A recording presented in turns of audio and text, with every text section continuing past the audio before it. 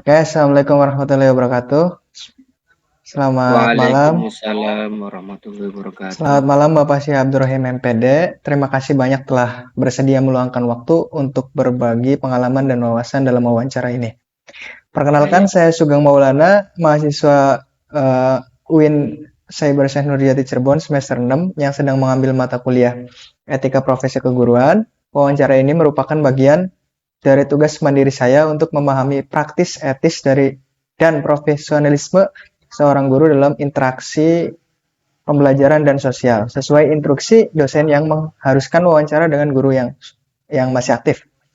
Dengan izin Bapak, wawancara ini akan direkam dan diunggah melalui kanal YouTube dengan pengaturan privasi hanya sebagai tugas akademik sebagai bukti pelaksanaan tugas. Apakah Bapak berkenan? ya perkenan. Baik, terima kasih atas izinnya. Tujuan wawancara ini adalah belajar dari pengalaman Bapak dalam menghadapi dilema etis, menjaga profesionalisme, dan memegang nilai etika sebagai guru. Saya akan mengajukan beberapa pertanyaan dan Bapak boleh menjawab sepanjang yang Bapak inginkan. Jika Bapak berkenan, kita langsung mulai pembahasannya. Ya, siap. Oke, Langsung untuk saja. oke, baik. Untuk memulainya, bolehkah Bapak ceritakan terlebih dahulu latar belakang sekolah mana Bapak mengajar, di mana lokasinya, dan jenis sekolahnya? Ya, baik.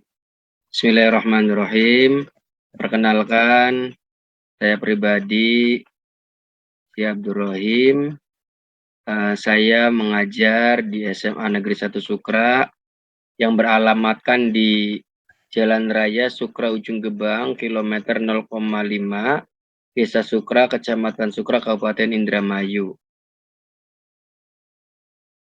Oke, terima kasih Bapak. Sangat membantu untuk memahami konteks sekolahnya.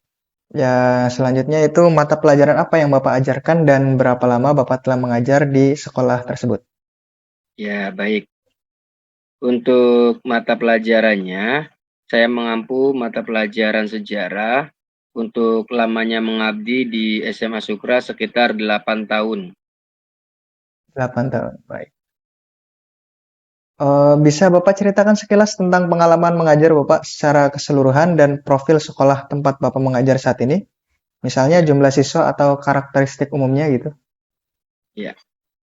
Baik. Untuk secara keseluruhannya, Bapak sendiri mengajar sekitar 8 tahun.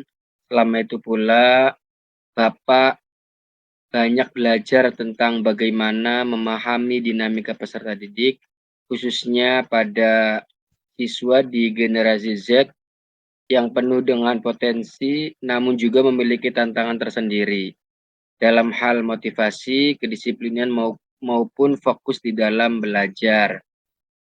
Sedangkan untuk lokasi sekolah kami berada di lingkungan yang cukup kondusif untuk proses pembelajaran dengan dukungan guru-guru yang solid dan upaya sekolah yang terus meningkatkan kualitas pembelajarannya, termasuk dengan memanfaatkan teknologi hingga saat ini.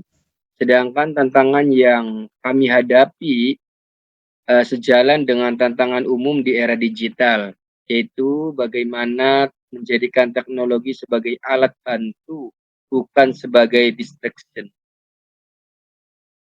Oke, terima kasih atas penjelasannya Bapak. Sangat menarik mendengar konteks sekolah Bapak. Ya, Lalu baik. pertanyaan selanjutnya adalah apa sih tantangan utama yang Bapak hadapi gitu dalam menjalankan tugas sebagai guru di sekolah tersebut gitu? Sekolah yang sekarang Ya, diajar ya. Ya, baik. baik.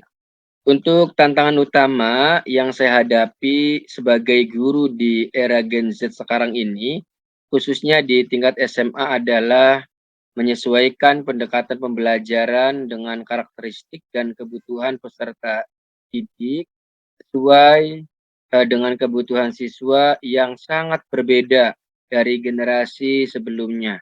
Sehingga siswa di Gen Z ini tumbuh di tengah kemajuan teknologi yang pesat, sehingga mereka sangat akrab dengan informasi digital, cepat bosan dengan menggunakan metode pembelajaran konvensional, dan cenderung lebih kritis serta serta mandiri dalam mencari informasi begitu.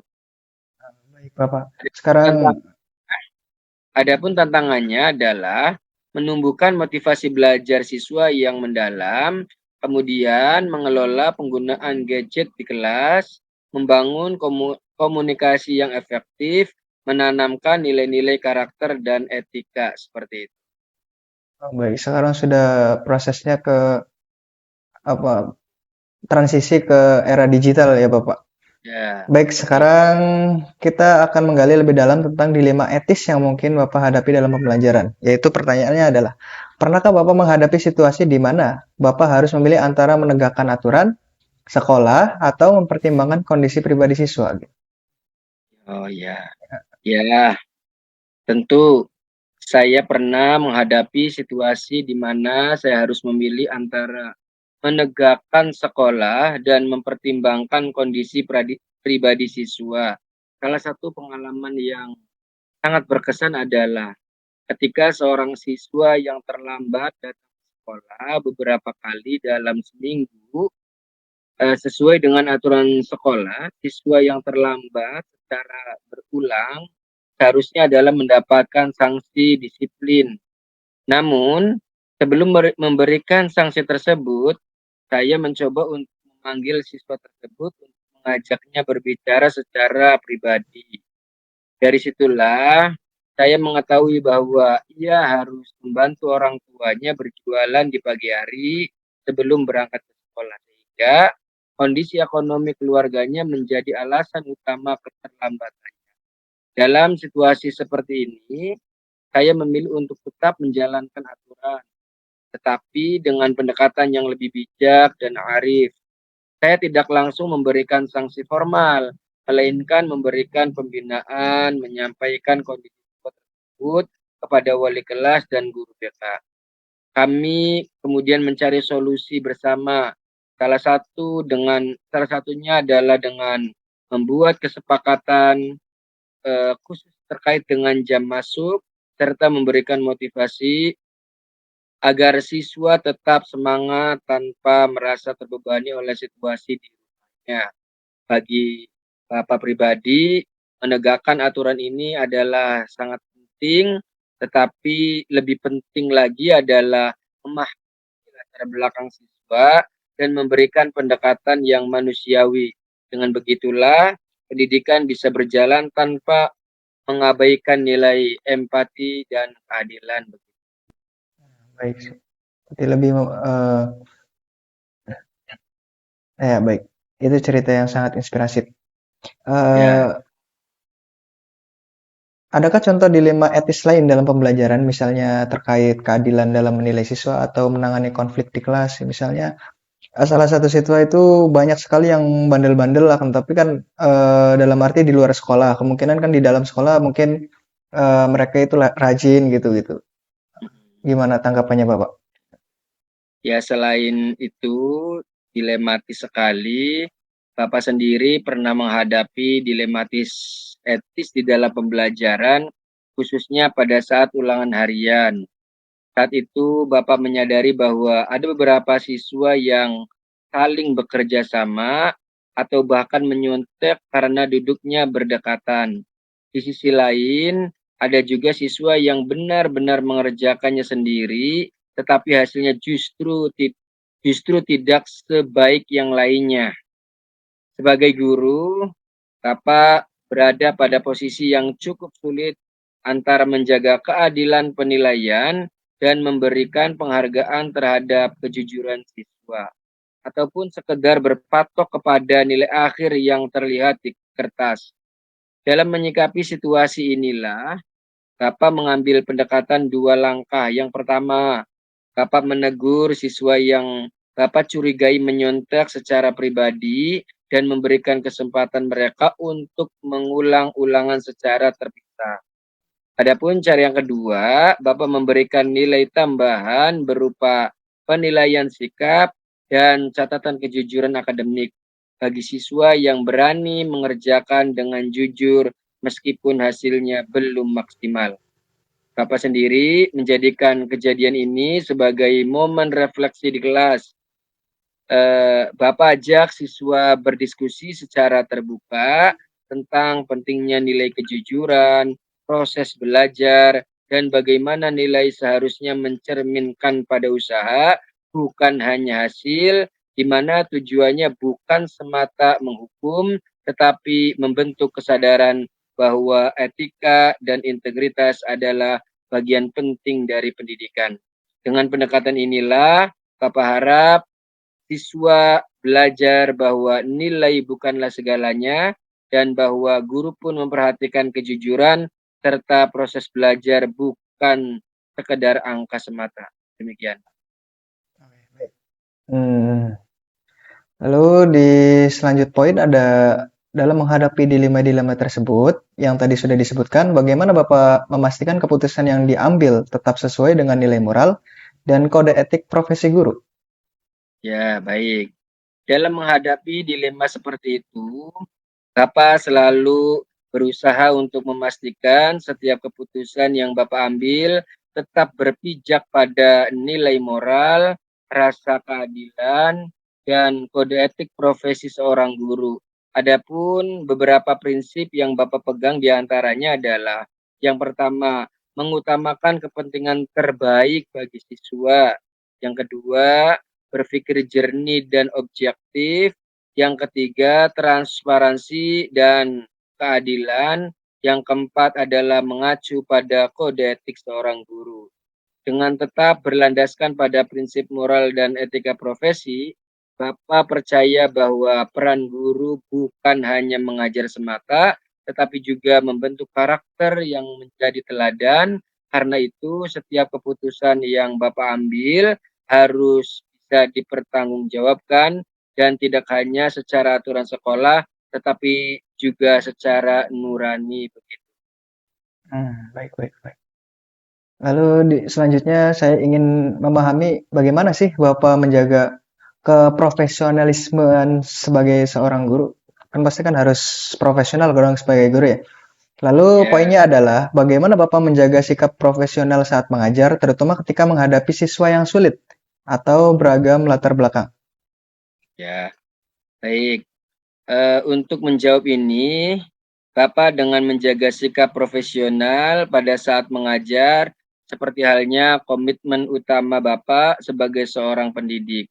Terlebih ketika menghadapi siswa yang memiliki karakter yang beragam dan berasal dari latar belakang sosial yang berbeda-beda.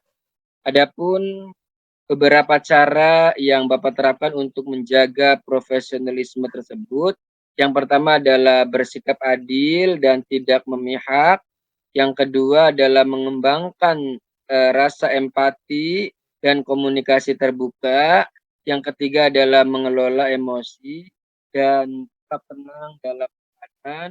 Yang keempat adalah menjaga teladan dalam sikap dan perilaku. Dan yang kelima selalu belajar dan merefleksi diri. Sehingga dengan menjaga prinsip-prinsip ini, Bapak harap bisa menciptakan suasana belajar yang inklusif, serta membangun kepercayaan dengan siswa, dan tetap menjaga martabat profesi guru dalam setiap situasi. Demikian. Baik, terima kasih. Untuk memenuhi kebutuhan belajar siswa yang berbeda, misalnya kan siswa berkebutuhan khusus atau semacamnya gitu, dengan gaya belajar tertentu Hmm, pastinya. Strategi apa yang Bapak gunakan yang cocok gitu? ya. Baik. Ya, baik. Untuk memenuhi kebutuhan belajar yang berbeda yang tadi Bapak sebutkan di awal, bahwa termasuk siswa berkebutuhan khusus ataupun memiliki gaya belajar tertentu, Bapak menerapkan beberapa strategi berdiferensi pembelajaran. Bapak menyadari bahwa setiap siswa memiliki potensi, minat, cara belajar yang unik, sehingga pendekatan yang seragam tidak selalu efektif. Berikut beberapa strategi yang sedianya Bapak lakukan adalah yang pertama, mengenali karakteristik dan kebutuhan siswa di awal, kemudian yang kedua adalah variasi metode mengajar, dan yang ketiga memberikan pilihan dalam tugas dan penilaian, yang keempat pendampingan khusus bagi siswa berkebutuhan khusus, dan yang kelima memberikan umpan balik personal. Sehingga melalui strategi tersebut, Bapak kira upaya menciptakan pembelajaran yang inklusif dan bermakna agar setiap siswa merasa dihargai dan memiliki kesempatan yang sama untuk berkembang sesuai dengan potensinya yang ia miliki. Seperti itu. Oh, baik seperti itu.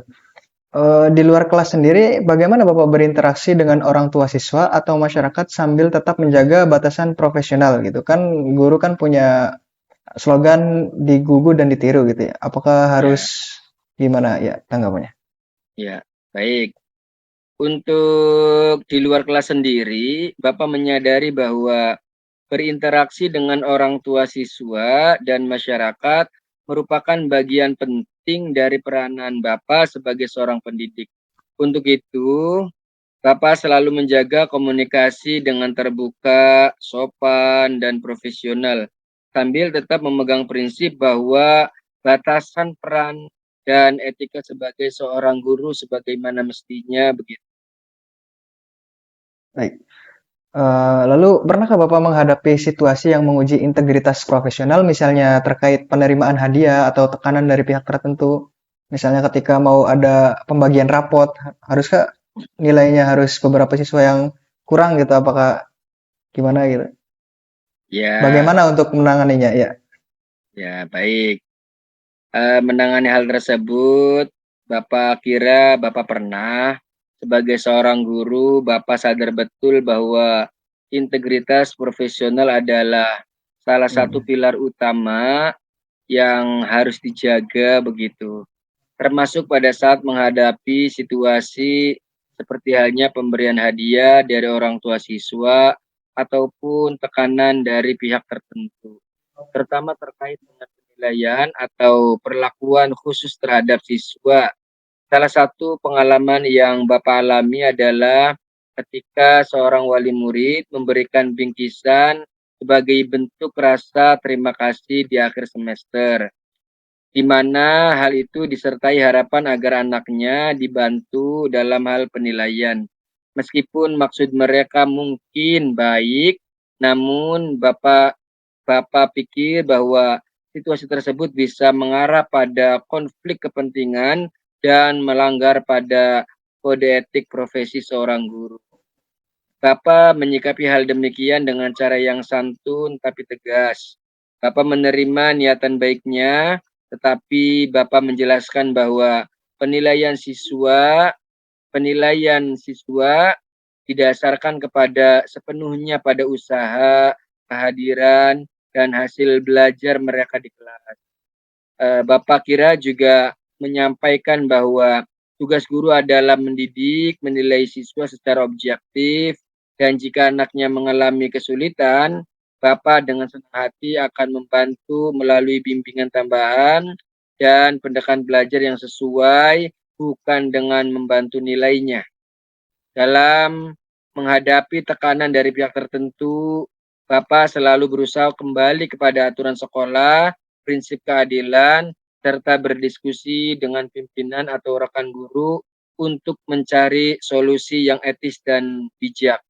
Bagi Bapak sendiri, menjaga kepercayaan publik, termasuk profesi seorang guru adalah tanggung jawab yang besar. Maka dari itu, Bapak selalu berusaha untuk menjalankan tugas dengan jujur, transparan, menghindari segala bentuk praktik yang bisa mencorong integritas Bapak sebagai seorang pendidik. Ya. oke, baik terima kasih. Tadi sudah membahas tentang professional talent di luar kelas. Dan sekarang kita membahas tentang nilai etika yang dipegang. Sekarang saya ingin tahu lebih banyak tentang nilai etika yang menjadi pegangan Bapak sampai sekarang. Yang pertama yaitu Ya, pertanyaannya adalah nilai etika apa yang Bapak pegang teguh sebagai guru dan mengapa nilai ya. tersebut penting gitu. Baik, gimana Baik, tanggapannya? baik Bapak sebagai seorang guru, nilai etika yang paling Bapak pegang teguh adalah nilai kejujuran dan tanggung jawab. Bagi Bapak sendiri, kejujuran adalah fondasi dari segala tindakan profesional, baik dalam menilai siswa, menyampaikan materi, maupun dalam hal bersikap dalam kehidupan sehari-hari di sekolah. Sedangkan untuk tanggung jawabnya adalah bentuk kesadaran bahwa setiap ucapan dan tindakan Bapak berdampak pada perkembangan peserta didik. seperti halnya nilai kejujuran, kemudian nilai tanggung jawab, dan dari kedua nilai tersebut menjadi pegangan pribadi Bapak dalam menghadapi berbagai tantangan di sekolah, termasuk saat harus mengambil putusan sulit ataupun menghadapi tekanan dari luar. Dengan memegang teguh kejujuran dan tanggung jawab itulah Bapak berharap bisa menjadi guru yang tidak hanya dihormati karena ilmunya, tetapi juga karena integritasnya. Demikian. Baik, Bapak. Lalu bagaimana Bapak menyeimbangkan antara tadi kan sudah disinggung bahwasanya antara empati terhadap siswa dan keadilan dalam pengambilan keputusan. Di lain sisi kan ada yang siswa orang tuanya yang nggak mampu ikut eh, membantu orang tuanya, tapi kan di lain sisi kita dihadapi dengan rasa keadilan dan profesionalitas kita sebagai guru gitu. Bagaimana Hmm, untuk pengambilan keputusannya? ya. Untuk pengambilan keputusan tersebut adalah dengan menyeimbangkan antara empati dan keadilan, adalah bagian tantangan yang sering dihadapi oleh seorang guru. Bapak percaya bahwa keduanya sama-sama penting. Empati memungkinkan Bapak untuk memahami kondisi dan perasaan siswa secara mendalam, sedangkan keadilan memastikan bahwa semua siswa diperlakukan setara sesuai dengan aturan prinsip yang berlaku. Seperti itu. Baik. Adakah figur guru atau pengalaman yang membentuk pandangan Bapak tentang etika profesi keguruan ini? Ya, tentunya ada. Salah satu figur yang membentuk pandangan Bapak tentang etika profesi keguruan adalah dulu guru Bapak sendiri pada saat Bapak sekolah di Alia begitu, beliau mengajarkan bukan hanya melalui materi pelajaran, tetapi terutama melalui keteladanan sikap, integritas dalam dalam bersikap sebagai seorang pendidik. Bapak masih ingat bagaimana beliau selalu adil dalam hal menilai, tidak pernah membeda-bedakan siswa, dan tetap bersikap tenang meskipun menghadapi siswa yang sulit. Bahkan ketika ada tekanan dari luar pun, baik dari orang tua siswa maupun lingkungan sekolah, beliau tetap berpegang teguh pada prinsip bahwa seorang guru harus jujur, harus profesional, dan mendidik dengan hati begitu. Adapun pengalaman belajar bersama beliau membuat Bapak menyadari bahwa profesi itu bukan hanya soal menyampaikan ilmu semata, tetapi juga soal membentuk karakter dan memberi contoh nyata dalam kehidupan. Sikap beliau itu yang selalu konsisten, sabar, penuh empati, menjadi inspirasi bagi Bapak hingga saat ini menjadi seorang guru. Ketika Bapak akhirnya menjadi seorang guru, nilai itulah yang kemudian Bapak pegang. Beliau dihormati bukan karena kekuasaan ataupun jabatan, tetapi ketegasan yang adil dan kesungguhan di dalam mendidik. Pengalaman itulah menjadi fondasi saya di dalam memahami bahwa etika keguruan tidak hanya diajarkan, tetapi harus diteladankan demikian. Baik, Seperti itu. berarti punya sosok figur guru yang hebat di masa lalu Ya, ya, Pak. Baik, ya sebagai betul. calon guru, saya menghargai kesempatan belajar dari pengalaman Bapak, dari kesemuanya itu. Untuk menutup, saya ingin meminta beberapa saran dan ada terakhir pertanyaan, apa saran Bapak untuk calon guru seperti saya dalam menghadapi dilema etis di masa depan, apalagi di samping sekarang banyak sekali anak-anak yang istilahnya nakal gitu. Gimana? Sebagai Ya, calon guru, baik. apa sarannya gitu? Hmm, Baik. Bapak seorang pendidik, hmm, seorang guru, tentunya saran Bapak kepada Mas Sugeng Maulana ini adalah tetaplah berpijak kepada hati nurani, nilai-nilai baik. kejujuran, kemudian kode etik profesi, terutama ketika menghadapi dilematis di masa depan begitu. Dunia pendidikan tidak selalu hitam putih, seringkali kita hadapkan pada situasi yang membingungkan antara idealisme, tekanan, dan realitas di lapangan. Seperti itu, Mas. Oke, baik Bapak. Bagaimana cara terbaik untuk membangun profesionalisme sejak awal karir sebagai guru itu? Ya, tentunya untuk membangun profesionalisme sejak awal karir sebagai seorang guru, bahwa membangun profesionalisme sejak awal karir sebagai seorang guru adalah hal yang sangat penting, mutlak. Karena itu menjadi fondasi jangka panjang, Mas. Dalam Baik, perjalanan kita di dunia pendidikan ini, cara terbaik yang menuntut Bapak untuk bisa terapkan oleh seorang guru pemula adalah pahami dan berpegang teguh kepada kode etik profesi seorang guru. Teruslah belajar dan terbuka terhadap masukan-masukan, disiplin dan konsisten di dalam menjalankan tugas. Jaga hubungan baik dengan siswa, orang tua atau wali, dan rekan kerja di tempat sekolah yang akan Bapak jadikan tempat begitu. Kemudian bangunlah citra diri yang positif sebagai seorang guru, dan terakhir caranya adalah refleksi diri, selalu refleksikan diri secara rutin, demikian. baik. Menurut Bapak bagaimana seorang guru dapat terus mengembangkan nilai etika dalam profesinya? Ya, baik. Menurut Bapak, menjadi seorang guru tentunya harus dapat mengembangkan nilai etika dalam profesinya dengan cara selalu merenung, belajar, belajar, dan belajar, dan memberi teladan secara konsisten, demikian, Mas. Baik, Bapak Syihab Abdurrahim, itu semua pertanyaan yang saya miliki untuk hari ini, Pak. Saya sangat berterima Ya, kasih atas waktu, wawasan, dan cerita yang tadi, yang sangat inspiratif yang Bapak bagikan. Pengalaman Bapak sangat berharga bagi saya untuk memahami etika profesi keguruan dan mempersiapkan diri sebagai calon guru. Sekali lagi dengan izin Bapak, rekaman ini akan saya gunakan sebagai bukti tugas dan diunggah ke YouTube dengan pengaturan privat untuk menjaga privasi, hanya untuk tugas akademik. Apakah ada pesan terakhir atau tambahan dari Bapak sebelum kita akhiri? saya kira cukup. Tetap semangat untuk menjadi Baik, seorang guru. Semangat dan semangat. Terima kasih. terima kasih banyak Bapak Sia. Saya doakan Bapak selalu sehat, sukses, dan terus menginspirasi Amin, dalam amin, mengabdi amin, amin. sebagai pendidik. Sebelumnya, wassalamualaikum warahmatullahi wabarakatuh. Baik, terima kasih. Waalaikumsalam warahmatullahi wabarakatuh. Eh,